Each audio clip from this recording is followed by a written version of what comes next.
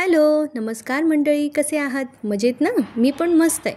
घेऊन आली आहे तुमच्यासाठी ठरलं तर मगचा 5 एप्रिलच्या एपिसोडचा रिव्ह्यू. काल आपण पाहिलं होतं की प्रिया पूर्णाजींसाठी शिरा बनवणार होती, पण ती विसरली आणि नागराज आणि महिपतसोबत पार्टी करण्यात गुंग झाली. तिकडून यायला तिला उशीर झाला, म्हणून पूर्णाजींनी उपाशी राहू नये तर बिचारी सायली त्यांच्यासाठी शिरा बनवते. आता कल्पनाताई गेल्या आहे पूर्णाजींकडे त्यांना सांगायला की तन्वी जेव्हा येईल तेव्हा ती शिरा बनवेल तुमच्यासाठी, नाहीतर मग उद्या खा, पण आज तुम्ही असं न जेवता झोपू नका, तुम्हाला गोळ्या घ्यायच्या आहेत. तर पूर्णाजी म्हणतात की नाही, मी तन्वीनेच बनवलेला शिरा खाणार आहे. आता सायलीने इकडे शिरा बनवायला सुरुवात केली आहे. बनवलेला शिरा प्लेटमध्ये घेऊन सायली गेली आहे पूर्णाजींना शिरा देण्यासाठी. तिकडे पूर्णाजी कल्पनाताईंशी बोलत असतात की माझी नाचून माझ्यासाठी शिरा बनवणार होती, तिने बनवलेला शिरा मी खाणार आणि मग पोट भरून तिचं कौतुक करणार. पूर्णाजी कल्पनाताईंना परत एकदा प्रियाला फोन करायला सांगतात, पण ती काय फोन उचलत नसते. तेव्हा पूर्णाजी म्हणतात हरकत नाही, कुठल्या तरी कामासाठी गेली असेल, आपण तिची वाट बघूया. कल्पनाताई परत फोन करत असतात, पण प्रिया काही फोन उचलत नाही, म्हणून त्या म्हणतात आता मला जरा काळजी वाटते. तिकडे आता सायली येत असते पूर्णाजींच्या खोलीत शिरा घेऊन. तेवढ्यात मागून प्रिया येते. सायली तिला झापून काढते की तू आत्ता उगवतीयस, तुला माहिती होतं ना पूर्णाजी तुझ्या हातचा शिरा खाणार होत्या ते. तेव्हा ती म्हणते आणि इकडे तो शिरा घेऊन मी जाते. तुझी सतत पुढे करण्याची सवय गेली नाही ना? तसंही पूर्णाजी तुझ्या हातचा शिरा खाणारच नाही, त्या माझ्याच हातचा शिरा खातील. तेव्हा सायली विचारते हा तुझ्या हातचा आहे? असू देत, पूर्णाजींनी शिरा खाणं आणि वेळेवर गोळ्या घेणं माझ्यासाठी महत्त्वाचं आहे, मग त्याचं श्रेय कुणाला जातं याच्याने मला काही फरक पडत नाही. आणि अशा पद्धतीने सायलीने प्रियाला शिरा देऊन टाकला. आता शिरा घेऊन प्रिया आतमध्ये गेली आणि चोंबडेपणा करायला सुरुवात केली आहे. ती म्हणते की तुला माझ्या हातचा शिरा खायचा होता ना, बघ मी तुझ्यासाठी शिरा घेऊन आली. तेव्हा त्या दोघी विचारतात अगं पण तू कुठे गेली होतीस? तर प्रिया सांगते कसं आहे ना, मी शिरा करायला घेतला आणि मला आईचीच आठवण आली, म्हणून मग मी जाऊन भेटूनच आले. आता ती जाताना यांना सांगू शकत होती ना, पण नाही सांगितलं, याचं पण या दोघींना काहीच नाही वाटलं. मग कल्पनाताई म्हणतात अगं पण तू माझे फोन का नव्हती घेत? तर मग तन्वी सांगते की तिकडे आईकडे ना हल्ली जरा नेटवर्कचा इश्यू झाला आहे आणि घरी आल्या ना फोन बाजूला ठेवला आणि पूर्णाईंसाठी शिरा करायला घेतला आणि म्हणून मग मी तुझा फोन नाही घेतला. पूर्ण आजी लगेच खुश होतात आणि कल्पनाताईंना सांगतात बघ मी तुला म्हटलं होतं ना, तन्वी तिचा शब्द नाही मोडणार, पाळला ना तिने शब्द. कल्पनाताई म्हणतात पूर्णाई आता तुम्ही शिरा खाऊन तृप्त व्हाला, पण नंतर तुम्हाला पोटभर जेवायचंय. तेव्हा पूर्णाजी म्हणतात हो ग बाई.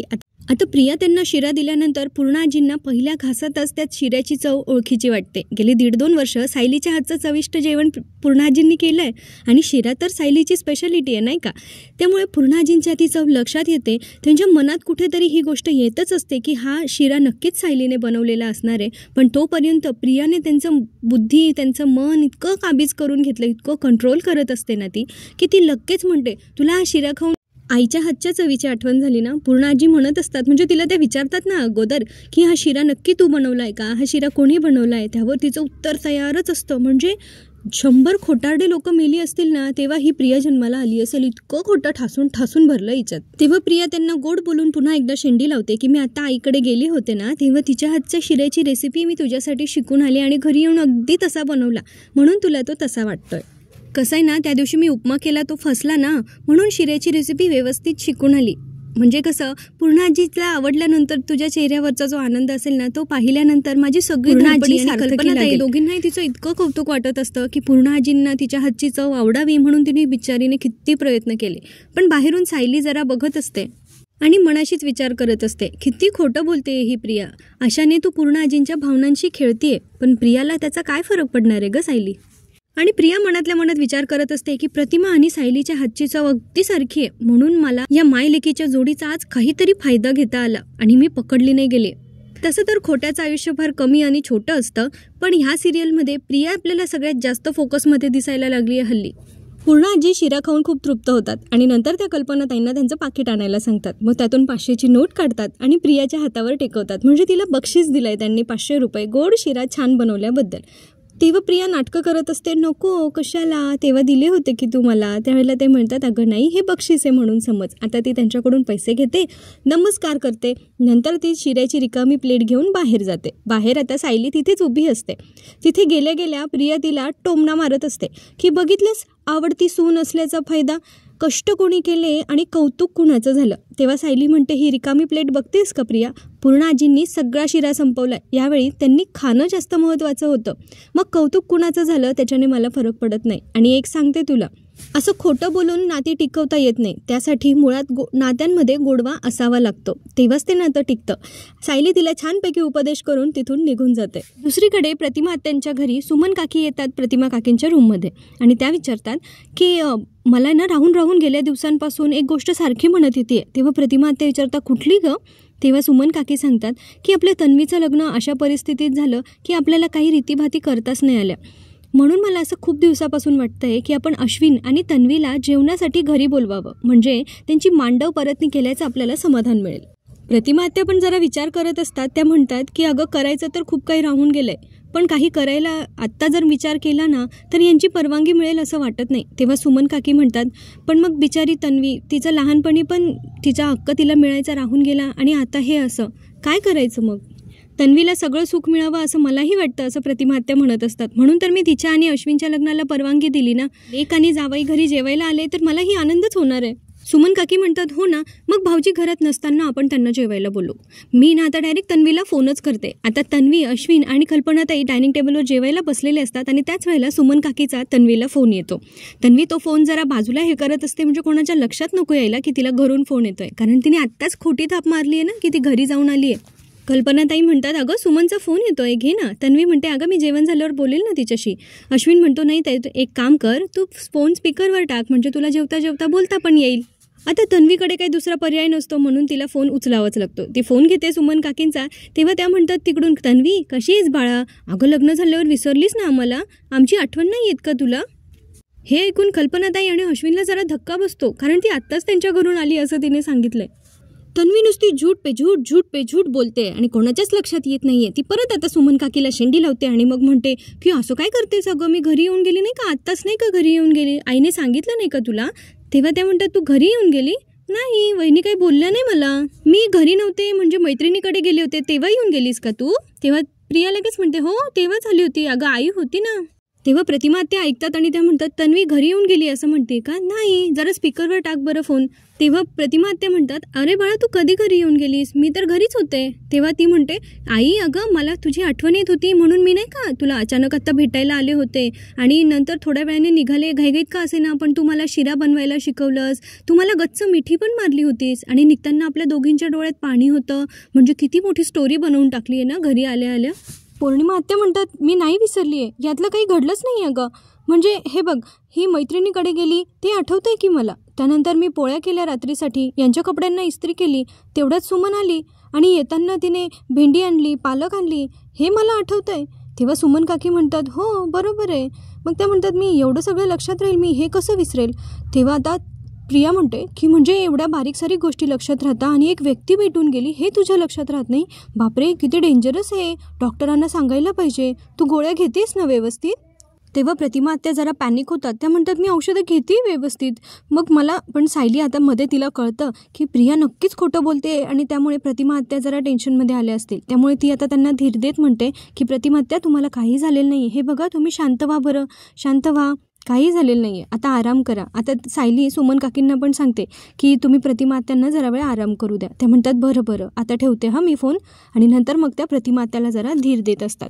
म्हणजे प्रिया स्वतः खोटारडं वागते आणि यांना वेडं ठरवण्यासाठी त्या व्यक्तीला किती पॅनिक करते. वरून त्यांनाच म्हणते आजारी असल्यासारखं आणि अश्विनला म्हणत असते की आईचा हा आजार कधी बरा होणार आहे ना काय माहिती. तेव्हा अश्विन म्हणतो अगं हा काही आजार नाही आहे, हा ट्रॉमा आहे.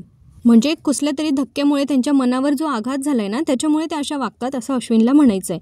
मग ही म्हणते की पण तिची तर ट्रीटमेंट चालू आहे ना, मग ती कधी बरी होणार आहे? अश्विन म्हणतो हो तिला बरं वाटेल, कारण कसं आहे ना की बरीच वर्षापासून ती ह्या त्रासात होती, त्यामुळे तिला जरा वेळ लागेल. तेव्हा आता कल्पनाताई पण तन्वीला धीर देत असतात की अगं होईल ती बरी, देवी आई आहे आपल्या पाठीशी. तेव्हा प्रिया खोटं देवी आईला नमस्कार करण्याचं नाटक करते आणि त्यांच्याजवळ प्रार्थना करत असते.